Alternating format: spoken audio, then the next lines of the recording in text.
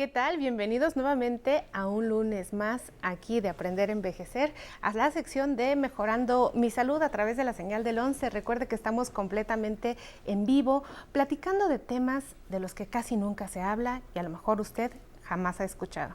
El día de hoy vamos a platicar de un tema relevante y poco conocido en las personas adultas mayores, que es el delirium, pues en esta población.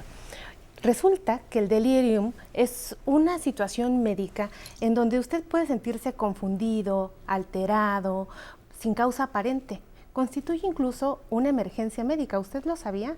Bueno, ya no le voy a contar más. Le invito a que me acompañe, a que veamos esta cápsula de introducción y regreso a presentarles a nuestro geriatra preferido.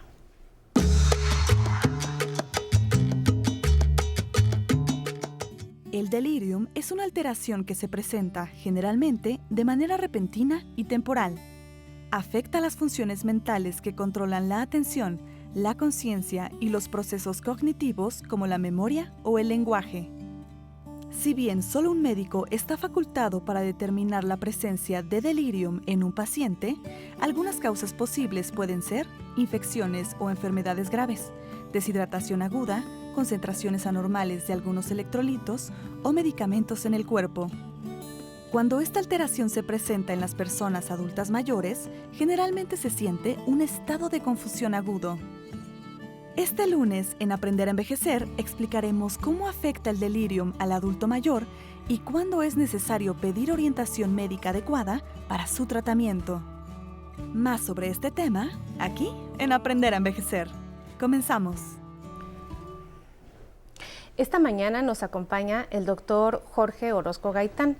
Es médico internista, además es geriatra, y él nos visita del Hospital General Centro Médico La Raza en el IMSS. Usted ya lo conoce. Bienvenido nuevamente, Jorge. Hola, Citlali. Gracias por el recibimiento. No, pues al contrario, gracias a ti. Pues siempre que llegas nos iluminas. Ahora cuéntanos tú de viva voz, defínenos de qué se trata el delirium. Bueno, bien, el delirium, lo primero que me gustaría decir es que para los geriatras es una urgencia médica. Siempre que se presenta, nos dice que algo en el cuerpo está mal, pero que el cuerpo no sabe cómo manifestarlo. El delirium no es una patología que sea tan común o que se presente en todas las personas, pero precisamente esas personas más envejecidas, más enfermas, más frágiles, son quienes más lo van a presentar. O sea, el delirium no es una enfermedad. No que yo es estoy una tratando enfermedad. todos los días. No. El delirium es una cosa que aparece y constituye una urgencia. Así es. De hecho, no sería apropiado decir que tu diagnóstico es tienes delirium y vete a casa. El delirium nos dice que hay algo más. Ese algo es lo que tenemos que encontrar. Habitualmente son infecciones, algunos medicamentos y algunas cosas que las personas pues hacemos de manera inapropiada que van a favorecer que eso suceda. Bueno, Jorge, si constituye una urgencia, dinos por favor qué medicamentos son los que se asocian a delirium. Bien, lo primero que me gustaría decir es no estigmatizar un medicamento como tal, porque si bien lo pueden producir, dependerá mucho de las condiciones de las personas, entonces habrá que individualizar. Me gustaría mencionar uno que afortunadamente ya no está en el mercado, que es la ranitidina, por ejemplo. Las personas tomaban ranitidina como algo del diario. Como gomitas. Así es, y sin embargo es uno de los principales generadores de delirium, sobre todo en quien ya lo ha padecido. Algunos otros, por ejemplo, medicamentos como la metoclopramida, algunos medicamentos que se utilizan erróneamente como para dormir, también podrían desencadenarlo. Qué importante. Infecciones, medicamentos. Bueno, habría que decir que el delirium se puede presentar en varios contextos, ¿no? Soy una persona mayor, nunca lo he tenido, es la primera vez que me aparece. Lo más probable es que sean algunos procesos infecciosos. Soy una persona mayor que por un motivo de salud tengo que hospitalizarme, entonces habrá que buscar procesos agudos, medicamentos, las condiciones ambientales y todo lo que lo pueda favorecer. O las personas que, por ejemplo, tienen alguna demencia, que han tenido delirium antes y que prácticamente cualquier cosa podría volverlo a desencadenar. ¿Y qué me pasa en ese estado agudo que constituye una urgencia para las personas que nos ven y lo tengan muy claro que puede tratarse de un delirium? Sí, esto es bien importante porque a veces escuchamos que una persona mayor empieza a decir cosas incoherentes y pensamos que es normal para ellos. Pensamos que es una demencia cuando no. El delirium es un problema agudo que cuando se presenta hace que el cerebro disfuncione. Es decir, mi capacidad de poner atención, mi capacidad de razonar, mi capacidad de saber qué es de día y que tengo que hacer actividades, o qué es de noche y que es hora de dormir, están perdidas. Entonces hace que la persona sea totalmente disfuncional. Pues qué común también es en la población, Jorge, ver a las personas adultas mayores que decimos, ay, bueno, siempre se confunde. Ay, pues sí, pero al rato se acuerda. O así le está pasando últimamente. ¿A qué te refieres con la etapa aguda? ¿Cuánto tiempo es agudo? Porque uno puede pensar que esos lapsos de confusión mental en el adulto mayor son frecuentes justo en otras demencias. ¿Cómo saber que se está tratando de una urgencia? Precisamente para tratar de diferenciarlo de una demencia, tenemos el criterio del tiempo. Cuando es algo que apareció poco a poco y que fue progresivo y que tiene más de 6 meses, lo más probable es que sea una demencia. Si es algo que dura menos de 6 meses, pero casi siempre el tiempo que tarda es muy poco. Entonces, una persona puede decir perfectamente, el domingo estaba bien, pero el lunes amaneció mal. ¿Sí? En la mañana estaba bien, pero en la noche estaba mal. Entonces, tiene esa característica principal, aparece de repente, es fluctuante y debemos tener en cuenta que no es normal y que puede ser reversible. Por eso la importancia del tratamiento, por eso la urgencia. Nosotros le llamamos síndromes geriátricos, el delirium es un síndrome geriátrico porque es más frecuente en la persona mayor, pero además acarrea otras cosas. Imaginemos una persona que no entiende que hay que comer, ¿sí? Se puede deshidratar, se va a desnutrir. A una persona que no entiende que no puede pasar por un lugar porque es inseguro, se puede caer y se puede romper un hueso. Una persona que no entiende cómo tomar sus medicamentos y comete errores en cómo los toma, que no sabe cómo aplicarse la insulina y comete errores en cómo se hace. Entonces, por eso es que este síndrome es tan importante, porque puede hacer que una persona que en general funcionaba bien, que podía realizar sus actividades del día de manera normal y sin ayuda, se convierta en una persona dependiente. Cuanto antes lo tratemos, más probable que podamos recuperar. ¿Se restablece, digamos, en una sala de urgencias al paciente y se deja ir a su casa cuando se identifican estas cosas de delirium y ya la gente está curada del delirium? Bien, esto es lo más importante probablemente. Sí. Si yo llego a urgencias y mi diagnóstico es delirium, pues habría que encontrar la causa, ¿no?, de ese delirium. Si es un proceso infeccioso, el delirium no es una indicación para estar hospitalizado. De hecho, me gustaría decir esto, si una persona está en un hospital donde hay luces, donde hay ruidos en horarios inapropiados, donde no es mi cama, donde si tengo un problema cognitivo no veo a mis familiares a los que estoy acostumbrado, no como la comida como estoy acostumbrado, eso es un desencadenante de delirium. Nosotros le decimos precisamente eso, factores precipitantes. Yo tengo algunos factores de riesgo, como por ejemplo ya tuve una vez delirium o mi memoria está afectada. Y hay factores que lo desencadenan. La hospitalización puede ser uno de ellos. Jorge, y vamos, pensando en que pues la persona se restablece, ¿tener delirium una vez predispone a volver a tener delirium o realmente va a ser una sola vez la que lo voy a presentar en la vida? El delirium nos habla de que tu capacidad del cuerpo para mantener el equilibrio está alterada. Entonces, si pasó una vez, podría volver a ocurrir. Por eso es muy importante que tengamos este antecedente. Tomó un medicamento que le hizo mucho mal, importante que no lo vuelva a tomar. Pero pues siempre tendríamos que decirle a nuestro médico lo que nos ha pasado. El de haber tenido delirium debería ser un antecedente muy importante. ¿Qué otras causas pudieran estarme confundiendo allá en casa y decir, híjole, yo creo que sí, mi persona ahorita tiene delirium? ¿Qué otras causas pudieran estarnos confundiendo, salvando a las demencias de las que ya hemos hablado? Algunos medicamentos que alteran la capacidad de respuesta del cerebro, ¿no? Como los medicamentos clonazepam, el diazepam, todos esos medicamentos que disminuyen las capacidades mentales podría parecerse a un delirium. Las intoxicaciones por alcohol, las personas que son alcohólicas y que suspenden el consumo de alcohol o de cigarro, pues también podrán tener algunas manifestaciones que podría ser delirium o podrían ser independientes. ¿La deshidratación? La deshidratación es uno de los desencadenantes, las diarreas, pero también el estreñimiento, también el consumo de líquidos en exceso si mi cuerpo no lo necesita, el consumo de algunos suplementos alimenticios que suelen parecer muy normales y buenos incluso para el cerebro, para la memoria, pero que también podrían producirlos. ¿qué le pasa a mi cerebro cuando tengo delirium? Bien. O sea, ¿por qué me da? Hay una alteración en los neurotransmisores. Hay muchas teorías, algunas más aceptadas que otras, pero algunos receptores en las conexiones interneuronales fallan. Y esto es lo que hace que los procesos no se lleven de manera clara. Digamos que todos estos factores que nos has mencionado, yo te voy a preguntar muy textual, porque yo quiero aprender mucho de delirium hoy, Jorge.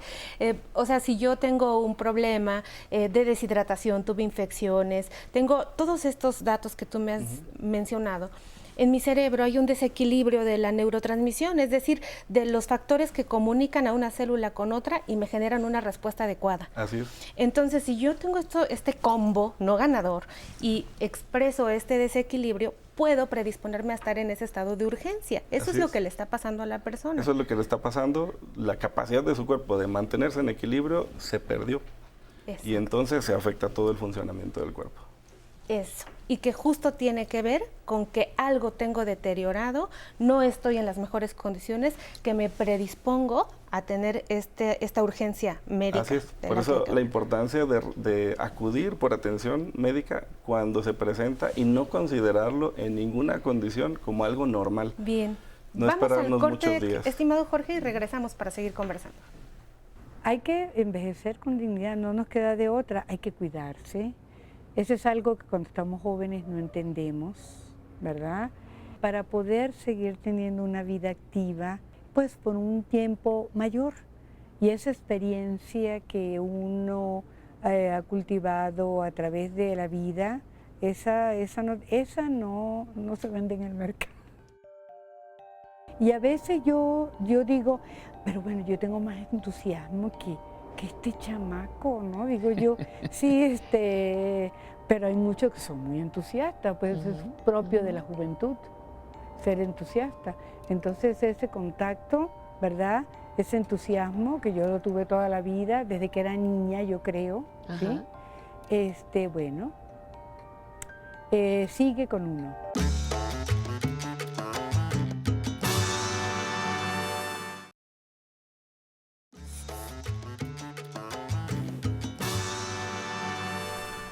Si usted acaba de prender el televisor, recuerde que estamos transmitiendo completamente en vivo a través del 11 y el día de hoy platicando con el doctor Jorge Orozco Gaitán. Es médico internista y además el doctor nos visita del Hospital Centro Médico La Raza del IMSS.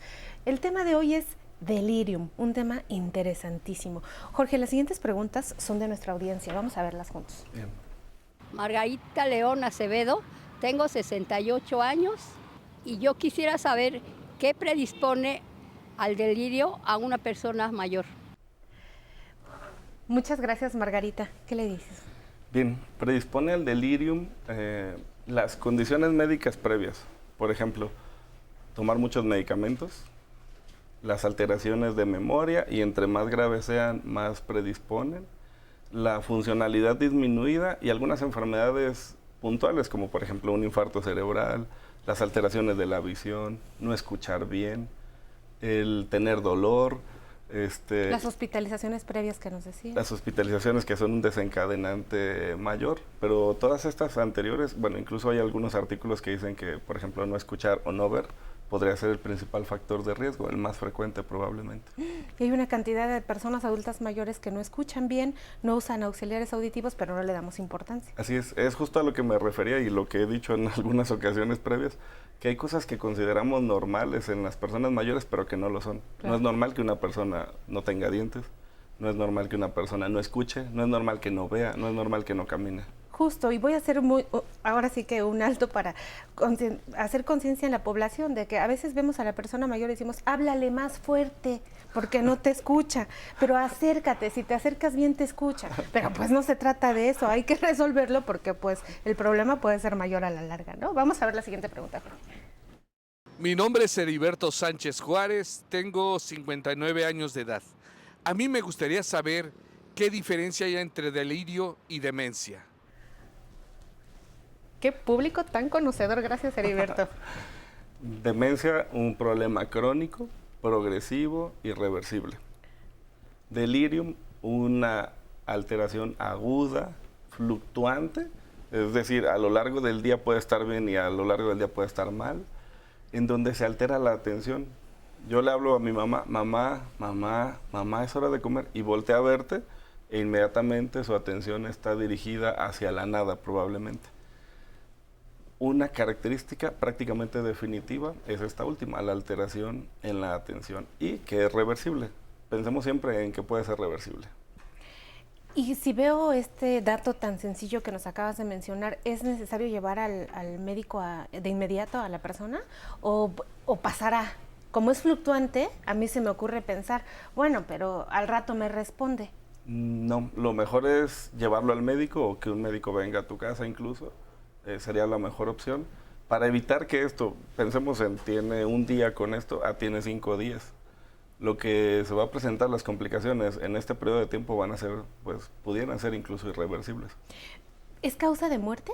El delirium no es causa de muerte por sí solo, pero sí incrementa el riesgo de morir. Bien, enséñanos a identificar el delirium. Bien, pondremos un ejemplo.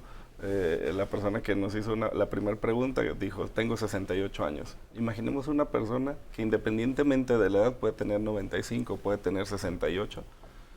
El día de ayer estaba bien, hace una semana estaba bien, y el día de hoy perdió todas esas capacidades. No sabe cómo comer, se levantó de la cama y se cayó, está toda la noche diciendo cosas incoherentes. No lo consideremos normal, identifiquemos eso como delirium. El delirium, si bien puede tener algunas versiones, y me gustaría decirlas, tenemos la parte hiperactiva, el que dicen, es que mi mamá ya ni se levantaba y en la noche se paró y quería caminar cuando tiene años que no lo hacía. O está el delirium hipoactivo. Es cuando, perdón que te interrumpa, es cuando la gente decía, pues estaba muy mal, pero de repente ya está muy bien. Así es. O sea, de que no se movía y ahora anda por todos lados. Así es, pero sin funcionar, no es como de se levantó y fue al baño y regresó, sino se quiere levantar pero sin un objetivo claro. Tenemos el delirium hipoactivo, en el que está prácticamente dormido y lo quieres despertar, abre los ojos y vuelve a quedar dormido. Y tenemos, habitualmente son fluctuantes, a ratos hiperactivo, a ratos hipoactivo. Entonces habrá que identificar las dos versiones, pero podríamos pensar cuál es más grave, ¿no? ¿Es más grave que se mueva y que hable? ¿O es más grave que no se mueva y que esté muy dormido? Probablemente esta segunda sea la más grave, porque no como, no me muevo, y eso incrementa los riesgos de muchísimas complicaciones como las neumonías. ¿Y uno puede saber si es, por ejemplo, tener alguna escala de evaluación para saber si yo puedo ser una persona que le dé delirium? Evaluamos un riesgo de delirium.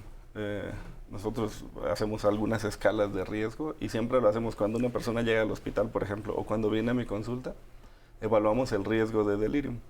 El riesgo puede ser bajo, puede ser intermedio, puede ser alto, de acuerdo a lo que decíamos, las condiciones previas. Pero a todas las personas les indicamos lo que son medidas de prevención del delirium o medidas no farmacológicas del delirium. Por ejemplo, es sumamente importante que nos pegue la luz del sol, ¿sí? Hay personas que por desgracia las tienen en su habitación, ventanas cerradas, no saben si es día o noche, y eso va a favorecer el delirium. Es importante que nos pegue la luz del sol. Es importante saber qué hora es. Es importante saber qué día es. Es importante que estimulemos el cerebro de la persona mayor que vive con nosotros y que no pensemos que pues, se le olvida o no sabe o no le interesa saber la fecha. Y entonces por eso no se lo digo. Será importante recordarle cosas. Será importante decirle qué día es. Será importante decirle, es hora de dormir. Es hora de levantarse. Mira, es de día. Hay que cuidar todos esos aspectos para evitar el delirium. Evitar el delirium siempre va a ser lo principal.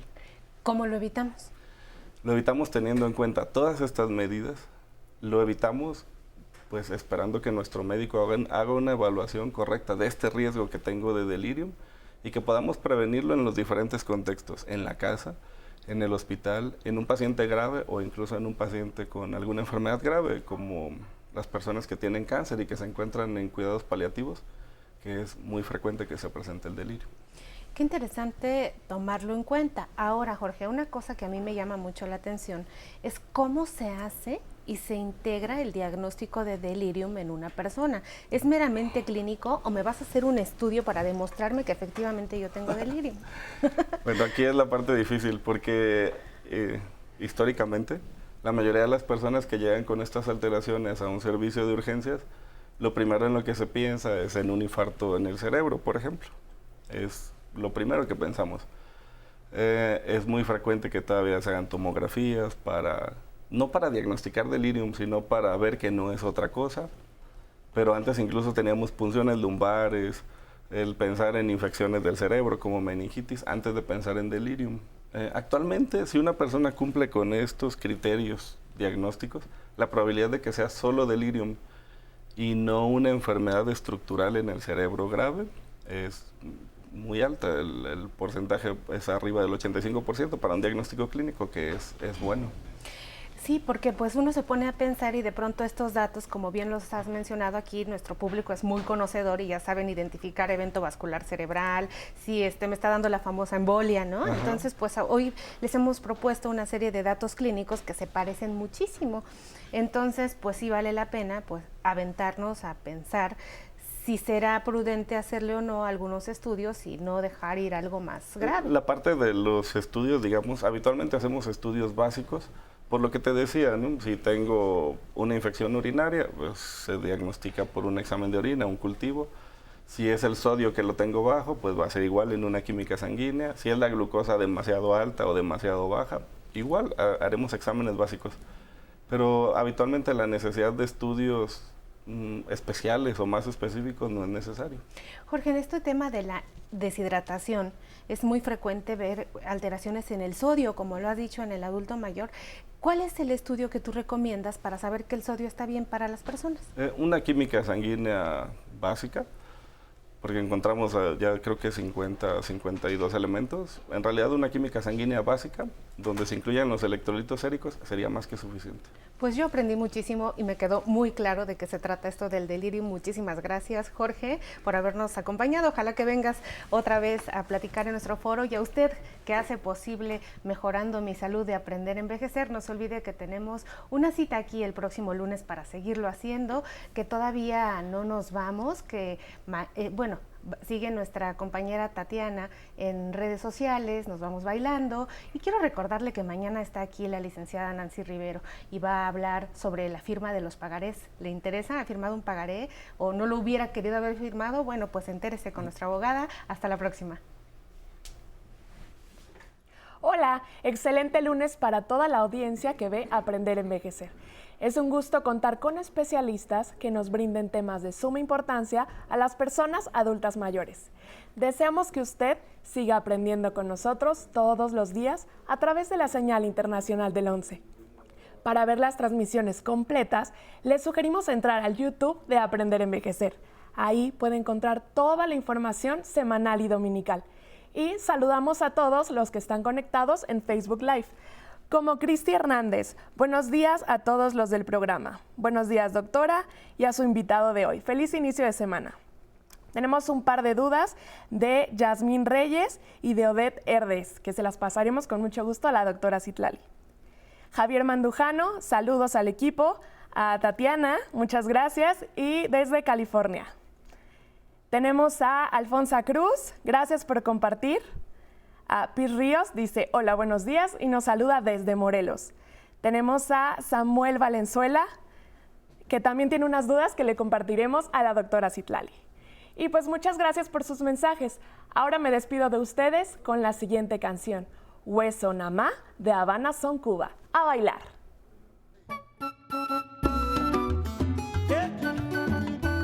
A bailarlo.